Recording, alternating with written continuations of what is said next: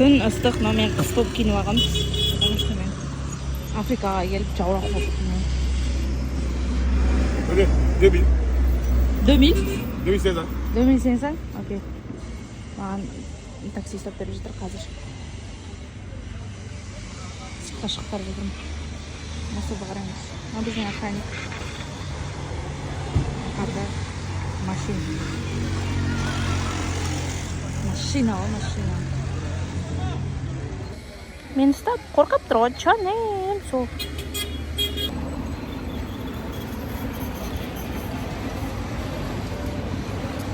Кірістік деп такси. Таксилердің бәрі, кстати, Toyota. Өткенде біреу сұрағанға. Toyota Yaris. Көп машина, осындай Yaris. Барлығы неден келген ғой. Кезінде осы жаққа білмеймін айтты маған солай. Осы жаққа жібертілген деп. Негізі утилизацияға жіберілген машинадан бәрін сатқан ғой, общем. И қазір таксилер оны қолданып жүр. Бәрі Toyota. Toyotадан басқа марканы көру. Өте аз деп қойыншы.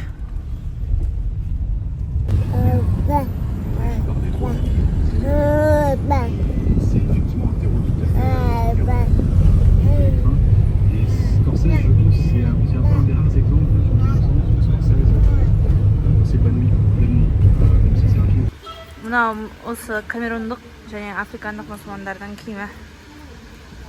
Muslim clothes? Muslim clothes? Yes. Мұсылмандардың киімдері осындай болады. Жесткий тканьнен жасалған. Traditional. Yes. 2000 ма? Бай-бай. Сол жаққа бат екен. Мынау да тоже бір фасоны. Мұсылмандардың киетін киімдері. Осындай түрім-түріме 10 мың деп қояды ғой. Братишка. Түсірем түріңді. Конфет жеу екен. Блин, я забыла, что я на диете. Мен бірінші келген кезімдегі шок историяларды айтып бергім келіп кетті. Африкаға келген кезде біраз культурный шок алғам. Оны мәдениетті түрде жеткізуге тырысам.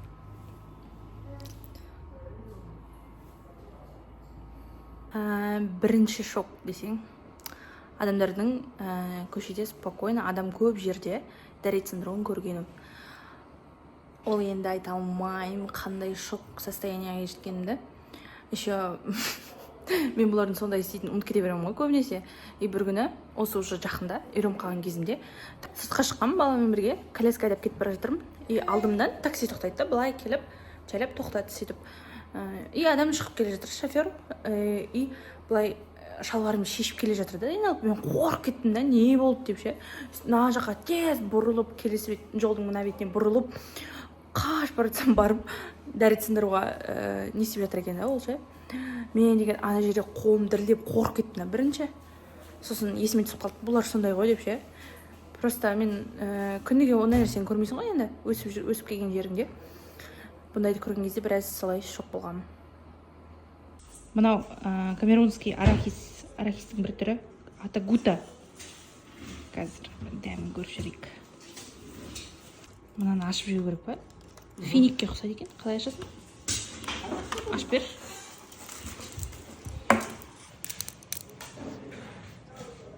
Asay. Sur asay. Түрі не? Гута. Кеппей қалған ғой,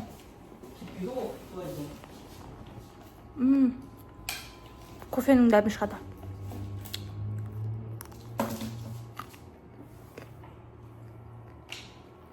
Прикольно. Қытырлай ма десем, сулы екен.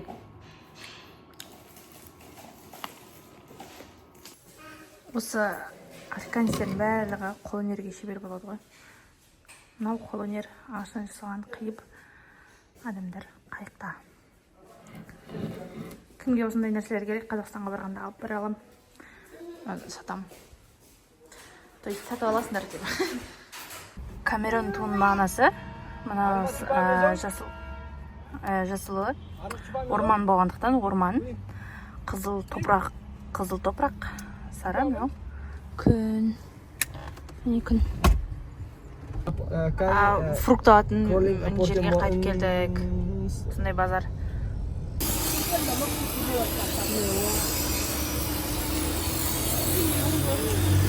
Фокус. Базардамыз. Мына бетте адамдар өмір сүреді.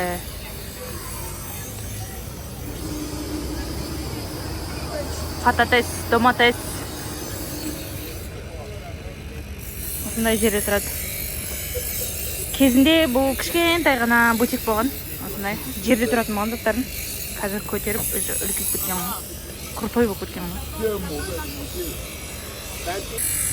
Мыналар үлкен екен. Кішкентайлары жақсы, үлкендері пісіп кеткен ғой ішінде. Және көп болды еще. Мынау басқа фрукт сататын базар. Жаңағы овощ сататын базар. Фрукт сататын базар екеуі екі түрлі. Бұл жақта тек қана фрукт сатады, бірақ. Мынау карасол деген фрукт қой, кстати. Соны көрсетпедім ғой сіздерге. Біз уже келдік үйге.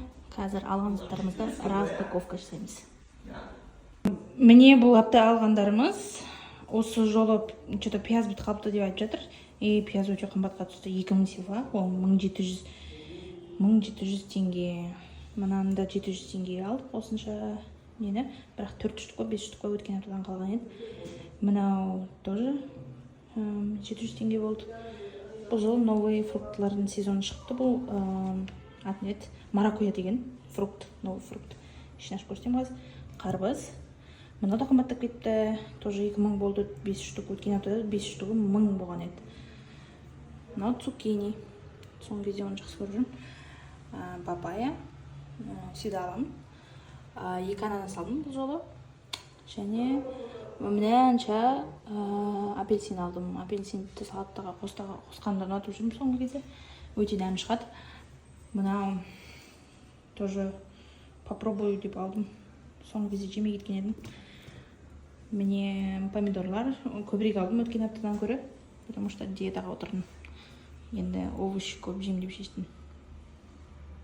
Мынау маракуя. Жуып уже дайындап қойдым.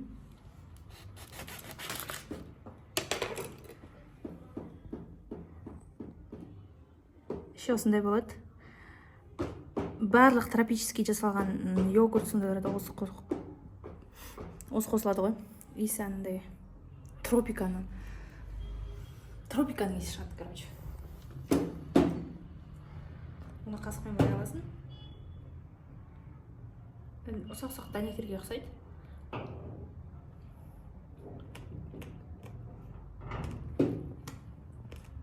Естіліп тұр ма? Дәмі керемет. Осы сезон шыққан ғой негізінде. Сезоннан алдым. Жоқ болады.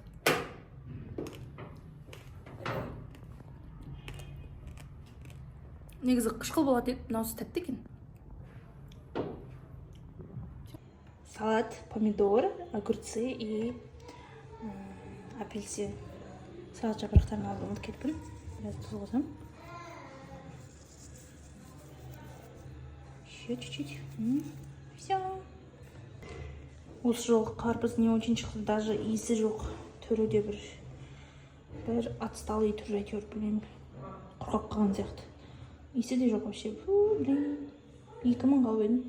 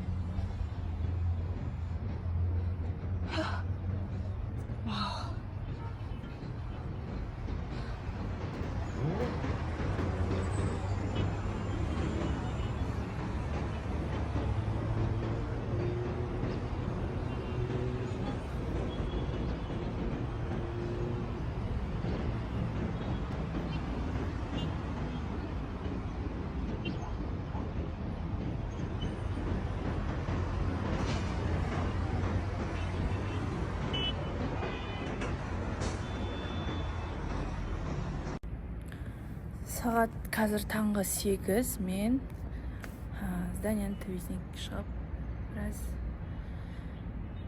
Яунде қаласына қарап отырмын.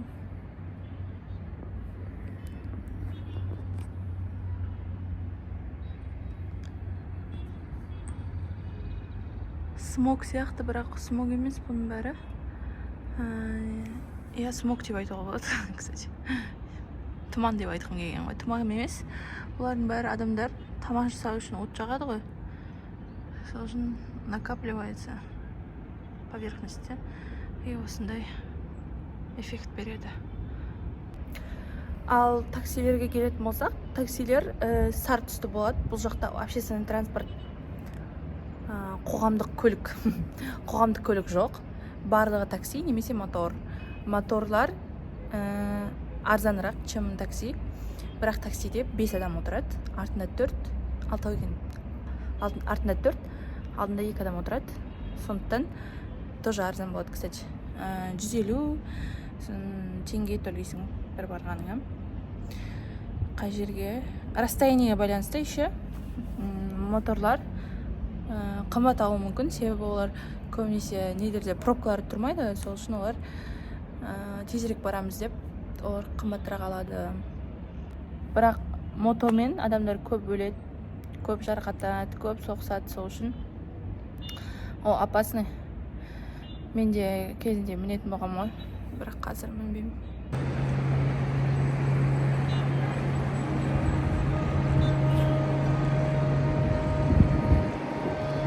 Таксилердің бәрі сары түсті болады, басқалары такси бола алмайды. Тек қана осы сары түстілер ғана такси бола алады. Қатты қадағалайды. Мына жақта пойыз бар екен, мен бірінші рет көріп тұрмын. Эксклюзивный репортаж.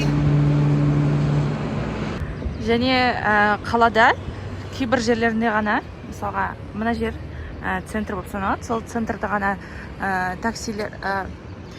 таксилер де басқа машиналар да правиланы кішкене ғана ұстайды. Ол жерде светофор барлығы істеп тұрады. А басқа жерлерде оларды тыңдамайды. Адамдар правиласыз жүре береді, встречкаға спокойно шығып кете салады.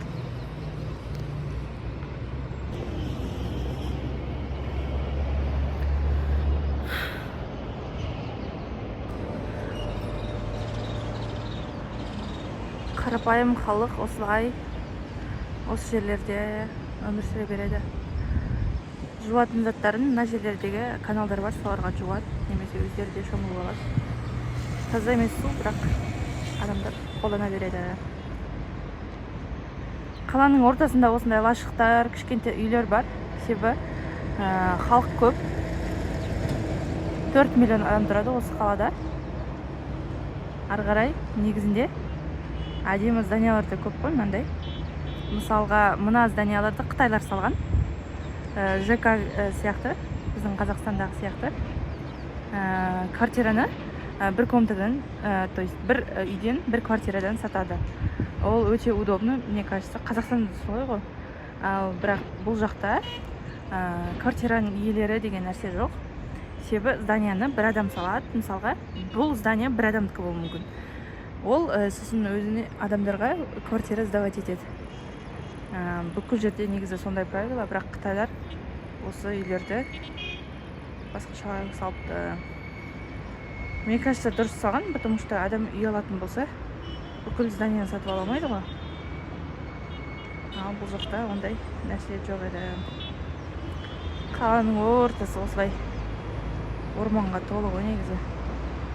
Қазір бірақ құрғақ сезоны, сонда да жап-жасыл болып тұр. Жаңбыр сезоны басталған кезде бұдан да жап-жасыл болады. Үстіндегі шаңдардың бәрі кетіп, таза болып қалады. Қазір уже 2 ай болды жаңбыр жаумағанына. Шаң-шаң топырақ болып тұр ғой.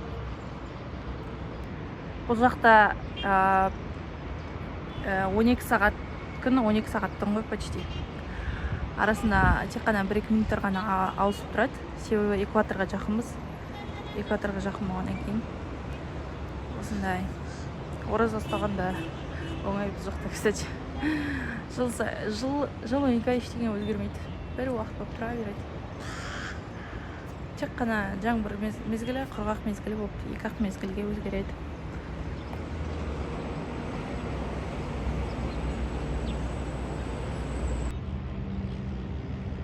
Сауысқан ба, қарға ма?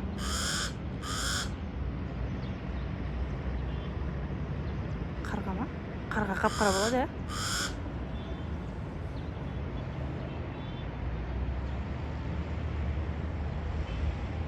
Мына драчкасы.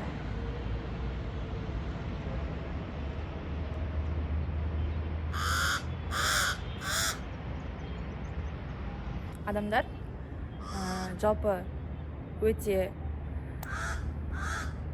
боз, ят деген нәрсені білмей өмір сүреді ғой. Ят деген нәрсе жоқ. Алмай өмір сүреді. Мыналар да мешать етіп қоймады ғой.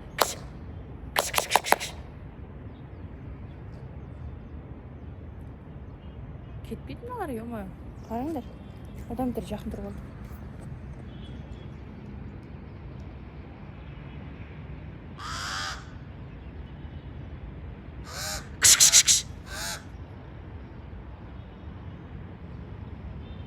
Прис! Және қалада солдаттар көп. Олардың бәрі қарумен жүреді. Қарумен жүрмесе, местналар олар тыңдамайды. Қорққан үшін ғана тыңдайды.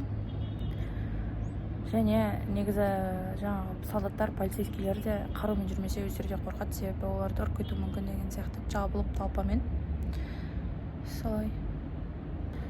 Жалпы бұлардың мәдениеті басқаша, кішкене мәдениетті түрде шоғалға болады келген кезде. Бірақ көре-көре үйренесің деген. Бәріне үйренуге болады ғой. Мен ішке кірмесем мыналарым қақ-қақ деп қоймады ғой. Ужас. Камерунда ең қатты байқаған нәрсем, бұл жақта middle class деп айтамыз ғой.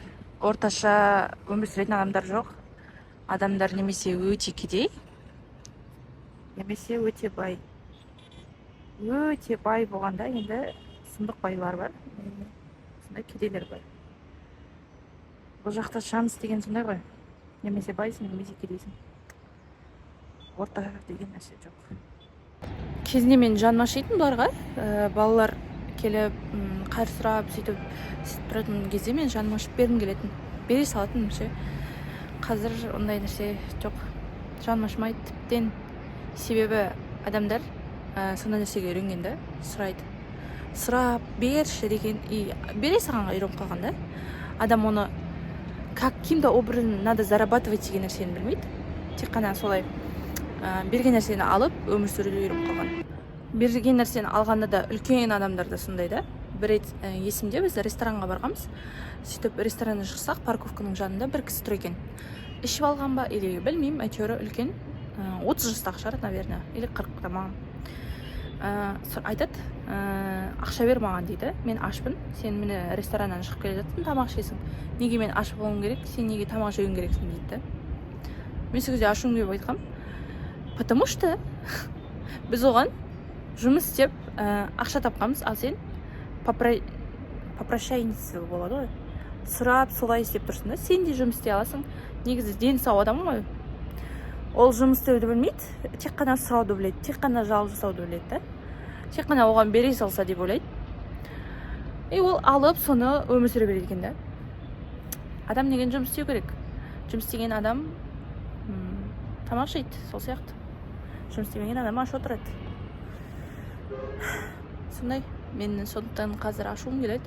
Ешқандай да олай сұрап, бедный болып тұрғандарға тіптен де жаным ашымайды.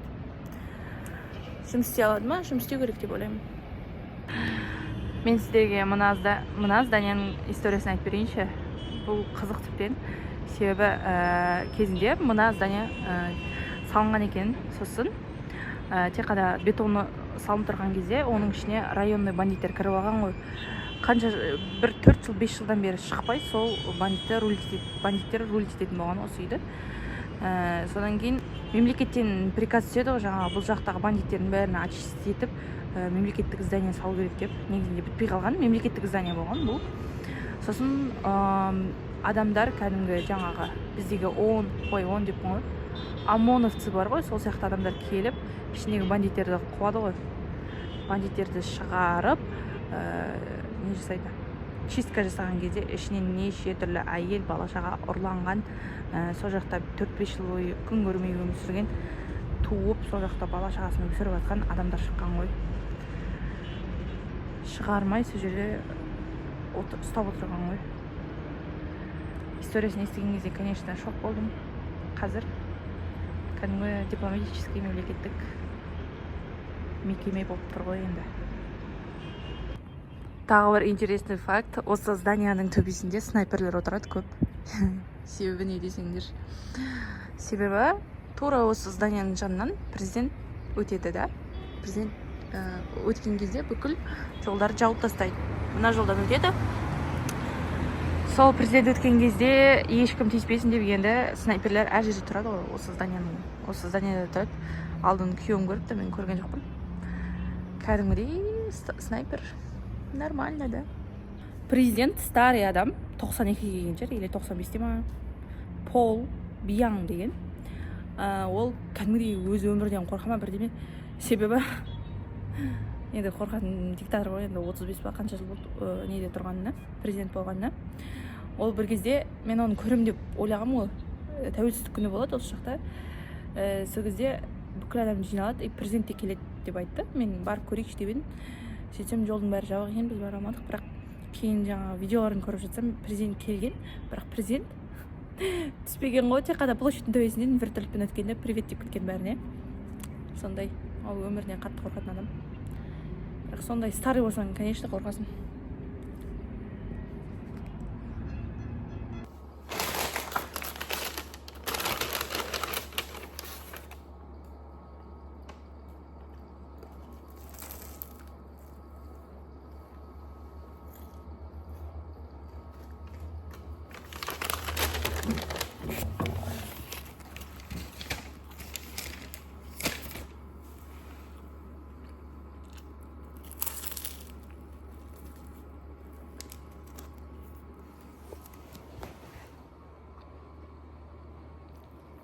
Солай, еще бір есті айтып берейін. Негізі кезінде осы жақта мен Жиздемде өмір сүрген. Ол қазір Орта Африкада өмір сүреді, әпкем екеуі. Бір жерде оның тоже каналын қалдырып кетемін, описаниеда. Сол негізі айтамын ғой, көп видеоларда Американың сол елшілігін түсіруге болмайды деп видеоға. Олар енді әдемі болғаннан кейін түсіреміз деп шешкен ғой, бірақ қасына нелер жетіп келген ғой, в общем. Адамдар жетіп келгенде, немеге түсіріп алсың деп, еще солдаттар оружиемен келген, калашниктер ұстап алған, işte бәрі жабылып, қасында мен де күйеуім болған, екеуіне үшін не еткен ғой, проблема шығартып, сөйтіп неге түсіріп жатсыңдар деп ше. Мен әлі күнге дейін түсінемін. Каждый раз өткен кезде менде түсіргім келеді, бірақ менде де қызық история болған. Мен баламды неге тістіп кеттім да, көршіге тістіп кеттім да, өзім неге кетіп қалдым, тіске кетіп қалдым, кариес болған, соны жөндеуге кеткем. Сосын қайтар кезде менде интернет болмады да, бір уақытта қайтадан интернет келген кезде қарасам, көршім жазып жіберіпті да, баламыз ауырып уже 1 сағат болды деп. Сообщение келгенде 1 сағат болғанда мен қатты уайымдап кеттім да. Таксиді, бұл жақта Янго деген служба бар, такси службасы, тура Яндекске ұқсайды, соның прототипі. И айтамын да мен Янгоны шақырам, именно Жасбекке келіп қалғам, еще бүкіл жерде пробка келмейді, уже 1 сағат күттім. Сосын кейін не істесем болады деп қатты уайымдап кеттім да. И тұрдым да, моторды ұстадым ғой, короче, моторды ұстадым. Сосын мотоға айтамын, короче, мені Мыңсифаға апарып тастады деп адрес айтамын. Сосын хорошо дейді, моторға отырам, и кетіп бара жаттым мотода. И ойлаймын ғой, типа, блин, мен мотода кетіп баратын, видеоға түсіріп алайын деп ше. Видеоға түсіріп баратын, и есіме шығып кеткен ғой, что ана жерде ақштың елшілігі бар екен ше. И олар бізді тоқтатады ғой, общем ше. Бұл жақта еще былай тоқтатады, адамдар деп тоқтатады. Таксиді, немесе бүкіл нәрсе адамдар шақыру үшін деп істесең, адамның жанына келіп қалады. Үшім солай тоқтатты бізді, и оружиемен жанымызға былай келіп түседі. Адам мотор түсінбей тұр, не істеп қойдым деп маған қарап тұр, сосын айтамын да, мен өзім есімнен шығып кеткен, сосын жаңағы мото көрсет, не түсіріп жатсың, бұл жақта түсіруге болмайды деп жатыр да. Сосын мен айттым да, мен сені түсіріп жатқан жоқпын, өзім түсіріп жатырмын, селфи деп өзімді көрсеткен видеоны көрсетіп отырмын, бірақ маған сенбейді ғой, өшіріп таста дейді ғой.